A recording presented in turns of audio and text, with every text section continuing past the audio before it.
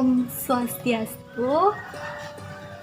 Perkenalkan, nama saya Putu Asri Tirtawati. Saya dari Prodi Pendidikan Agama Hindu, jurusan Dharma Acarya. Di sini keadaannya teman-teman baik-baik aja ya. Semoga selalu baik-baik aja. Semoga kita selalu dalam perlindungan Tuhan Yang Maha Esa. Dan semoga COVID-19 ini yang melanda Indonesia segera pindah, maksudnya segera berakhir, dan kita bisa beraktivitas seperti dahulu lagi. Oke teman-teman, di sini saya mendapatkan tugas dari mata kuliah Purana, yaitu menjelaskan tentang kitab Bhawisya Purana. Tanpa basa-basi, mari kita simak video selanjutnya ya. Dadah! Diceritakan Rsi Vedyasa memiliki seorang murid yang bernama Santanika. Para resi mendatangi Santanika dan berkata, "Kami sangat ingin mempelajari tentang berbagai jenis susila. Anda adalah siswa seorang resi agung Vedyasa." Lalu Santanika berkata, "Izinkan saya untuk bertanya pada resi agung terlebih dahulu tentang apa yang harus saya beritahukan pada kalian." Kemudian Rsi Santanika pergi menemui Vedyasa, gurunya. "Aku telah mengajarkan semua itu pada muridku yang bernama Sumantu," kata Rsi Vedyasa kepada Santanika. "Mengapa kau tidak langsung saja menemui Sumantu?" Ketika Santanika pergi menemui Sumantu, maka terjadilah diskusi panjang. Dari diskusi itu lahirlah kitab Bhawisya Purana. Pembahasan pertama adalah Brahma. Brahma, kata Sumantu, yaitu menciptakan, melindungi, dan menghancurkan alam semesta. Pemahaman beliau terjentahkan dalam seluruh Weda. Beliau adalah dewa kebijaksanaan, dan permaisuri beliau adalah Saraswati. Sebagai salah satu kitab yang termasuk golongan Rajasika, maka Bhawisya Purana ini tentu saja mengagungkan Dewa Brahma. Dari sudut pandang inilah Bhawisya Purana kemudian dikategorikan sebagai Rajasika Purana atau Brahma Purana. Selanjutnya adalah Ganesha. Pada zaman dahulu, setiap usaha yang dilakukan oleh manusia selalu membawa hasil yang sukses, hampir tidak memerlukan bantuan dari Tuhan. Maka manusia menjadi besar kepala. Mengetahui hal ini, Brahma mulai berpikir, "Aku harus melakukan sesuatu. Aku harus menciptakan seorang dewa yang bernama Ganesha." Teman-teman bisa melihat penjelasan lebih lanjut pada slide berikut.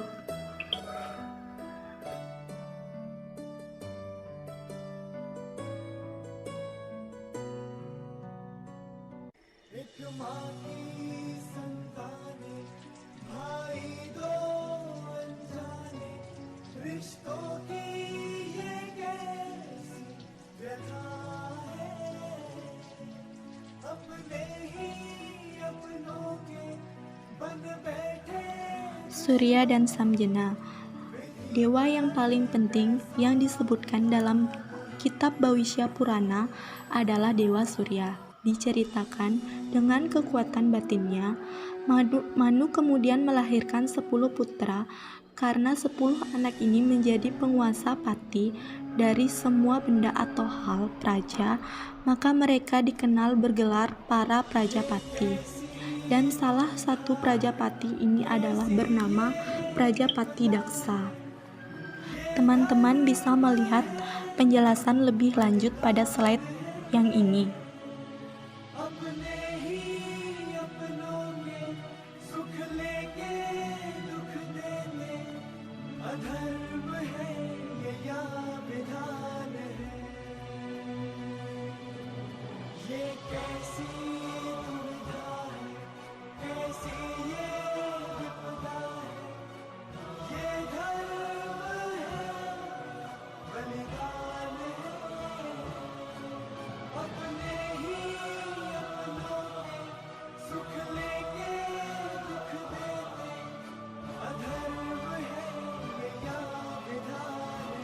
Kemudian Yama. Yama memiliki wujud yang menakutkan dengan jenggotnya panjang dan kumisnya tebal. Di istana Yama Juga ada para utusan dan pelayan Yama yang bergelar Yamaduta, pemimpin dari para pelayan yang bekerja di istana bernama Citragupta. Sebelum pergi ke neraka, pendosa akan dibawa pada Yama terlebih dahulu. Para pelayan Yama menyeret para pendosa tanpa memperdulikan jerit tangis maupun rintihan mereka. Ketika mereka telah sampai di istana Yama, maka mereka dihadapkan kepada Yama dan kemudian dimasukkan sesuai dosa yang dilakukannya. Upacara. Untuk mendapatkan berkah dari para dewa, maka manusia harus melakukan upacara agama atau verata, berpuasa secara periodik, dan menyembahkan sedekah. Sebelum melakukan sebuah verata, seorang hendaknya melakukan upacara atau ritual pendahuluan sebelum melakukan verata. Ini dimaksudkan untuk mensucikan diri sendiri. Verata sebenarnya berasal dari kebudayaan para resi dewa. Merekalah yang mengajarkan kepada umat manusia untuk melakukan verata agar keinginan mereka tercapai.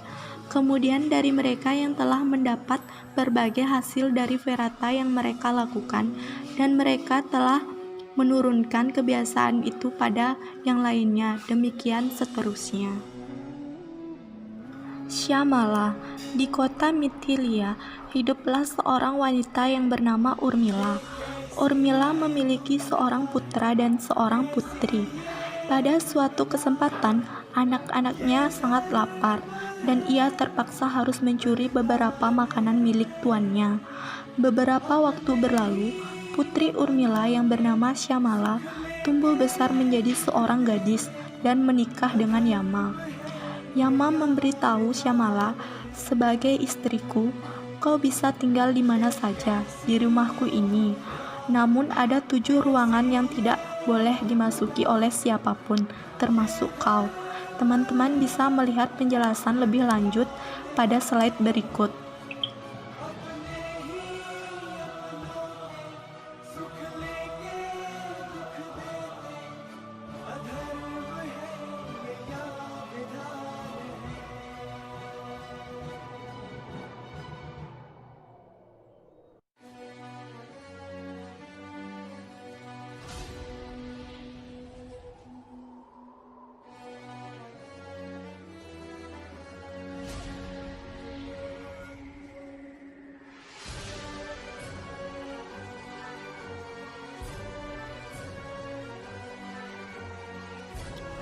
Sang Brahma dan Sang Hantu.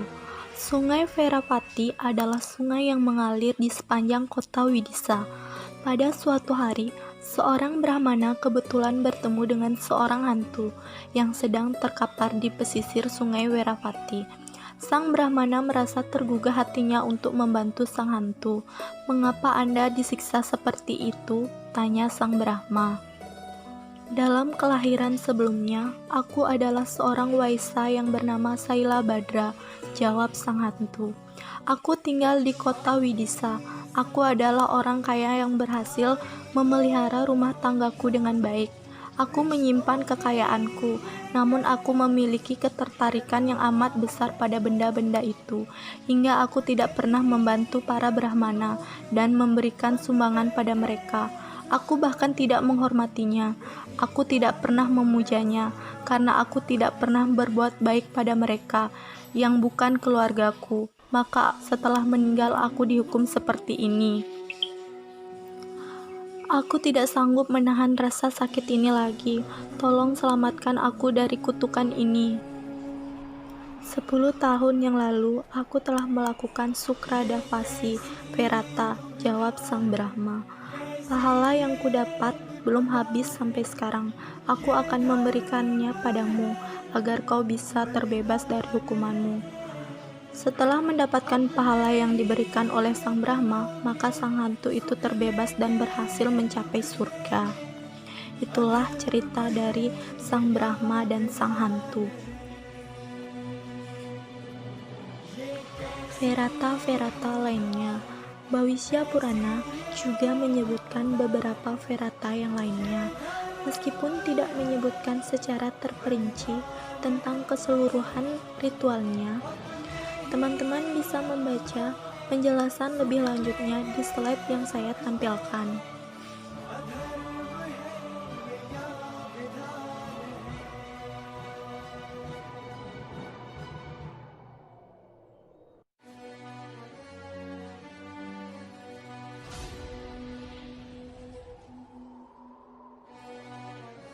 Kemudian, Verata-Verata yang berhubungan dengan Dewa Surya. Ada beberapa yang secara khusus dikaitkan dengan Dewa Surya. Beberapa di antaranya yaitu, teman-teman bisa membacanya pada slide yang saya tampilkan.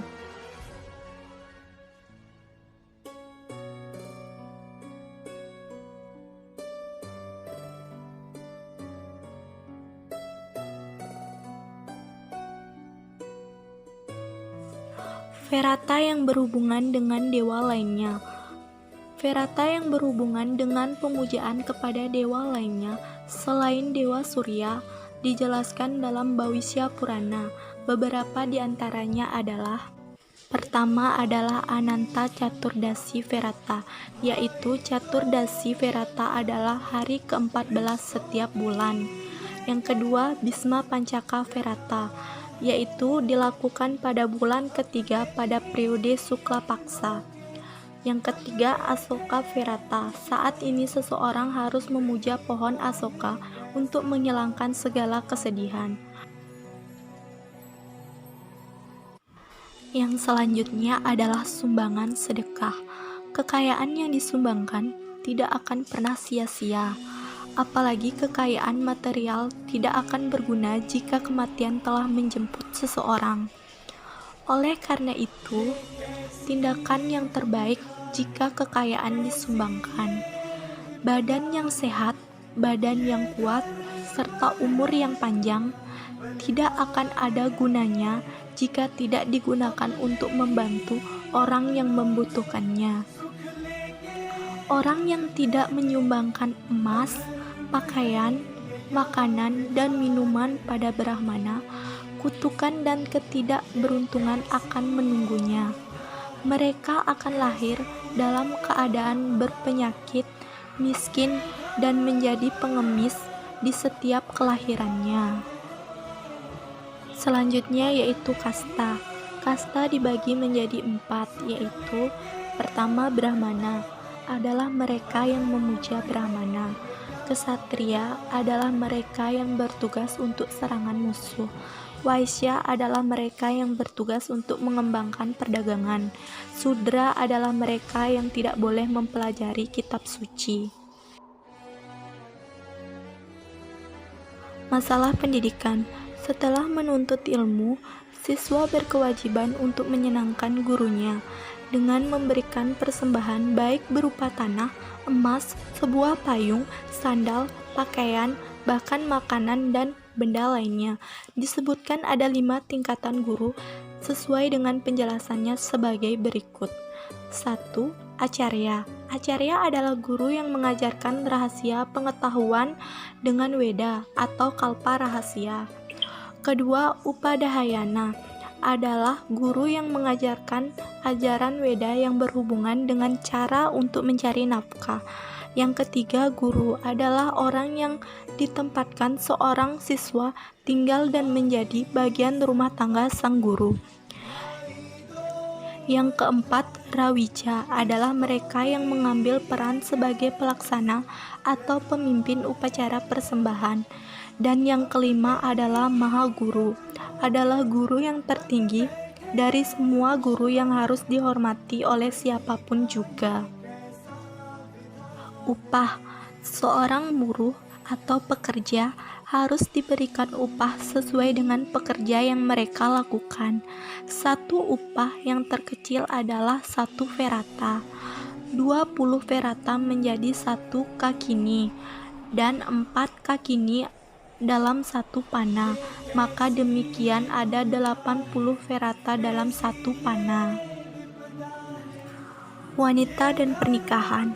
Menurut Bhawisya Purana, wanita harus cepat-cepat dinikahkan. Seorang anak yang berusia 7 tahun bisa disebut dengan Gauri.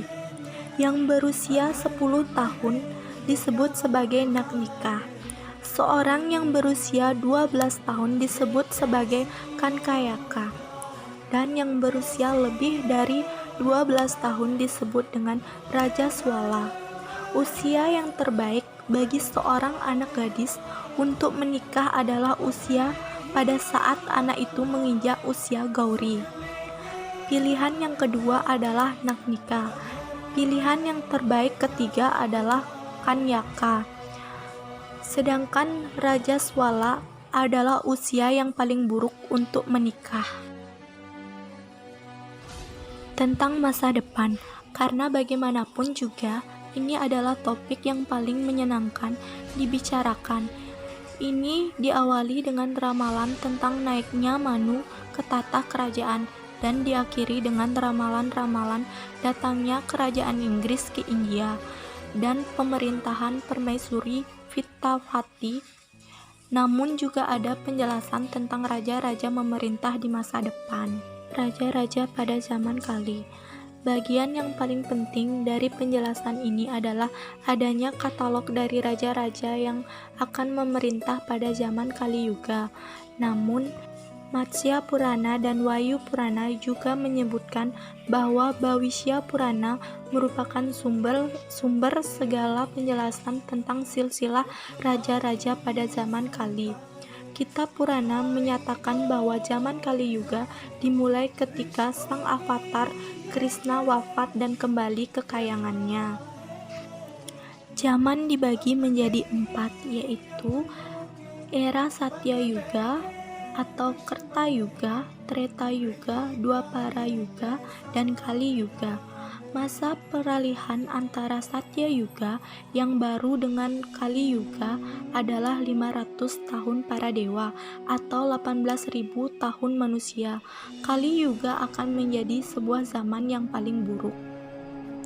Bhavishya Purana juga menyatakan bahwa kitab itu akan menceritakan tentang masa depan, di mana akan ada terjadi peperangan antara Pandawa dan Kurawa. Bhavishya Purana juga menjelaskan bahwa dinasti raja-raja yang terdapat dalam Kali Yuga adalah sebagai berikut. Teman-teman bisa melihatnya pada slide yang saya tayangkan.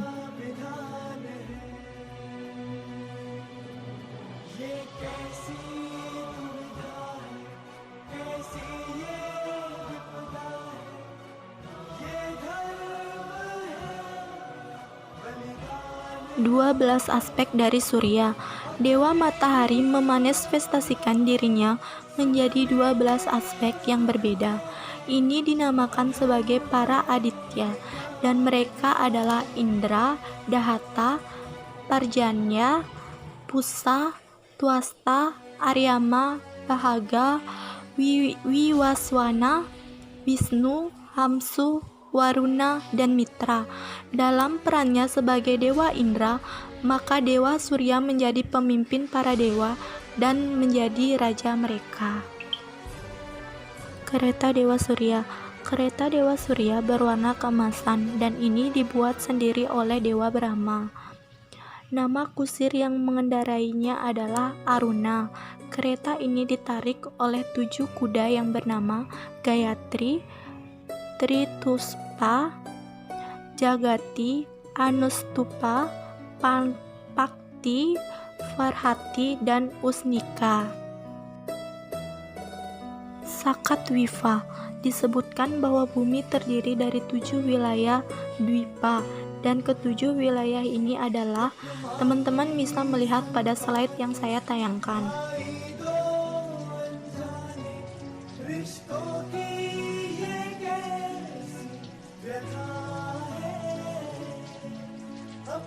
Manvantara. Manvantara adalah sebuah kurun waktu yang sangat panjang, di mana dalam setiap Manvantara itu dipimpin oleh seorang Manu.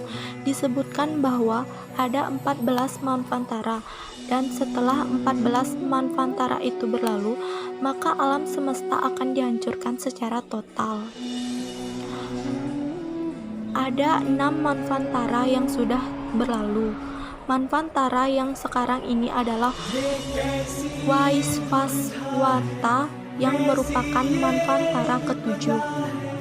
Kebanyakan kitab Purana berisikan tentang pernyataan keagungan Dewa Brahma, Wisnu, dan Siwa, dan ini membuat mereka menjadi dewa yang terkenal di kalangan umat manusia.